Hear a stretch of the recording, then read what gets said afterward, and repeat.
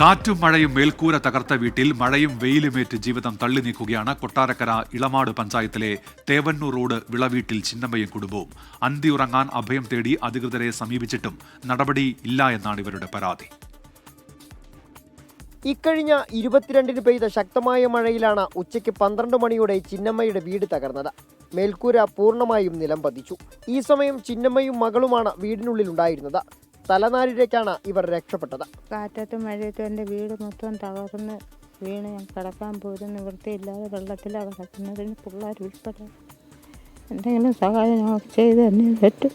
പഞ്ചായത്തിൽ നിന്ന് എല്ലാവരും വന്ന് എഴുതിയെടുത്തുകൊണ്ട് പോയിട്ടുണ്ട്. ഇതുവരെ ഒരു ഇത് അറിവ് ഞങ്ങൾക്ക് കിട്ടിയിട്ടില്ല. കിട്ടുമെന്നൊരു പ്രതീക്ഷയിലാണ് ഞങ്ങൾ ഇരിക്കുന്നത്. ഇപ്പോഴും പൊട്ടിപ്പൊളിഞ്ഞ ഈ വീട് ഏത് നിമിഷവും നിലം പൊത്തുമെന്ന പഞ്ചായത്ത് അധികൃതരെ വീട്ടുകാർ വിവരമറിയിച്ചു. എന്നാൽ നടപടിയുണ്ടായില്ല.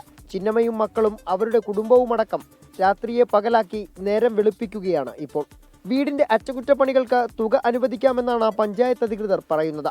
എന്നാൽ മേൽക്കൂര നിലംപൊത്തി ഏത് നിമിഷവും ചുവരുകൾ ഇടിഞ്ഞു വീണേക്കാവുന്ന വീട്ടിൽ അതുവരെ എങ്ങനെ ജീവിക്കണമെന്ന ഈ കുടുംബത്തിന് ഒരു നിശ്ചയവുമില്ല.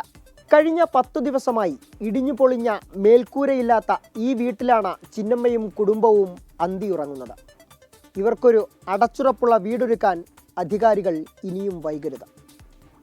ക്യാമറമാൻ രാജ്കിരണിനും അമൽ സുനിലാലിനുമൊപ്പം സുജിത് സുരേന്ദ്രൻ, 24 കൊട്ടാരക്കര.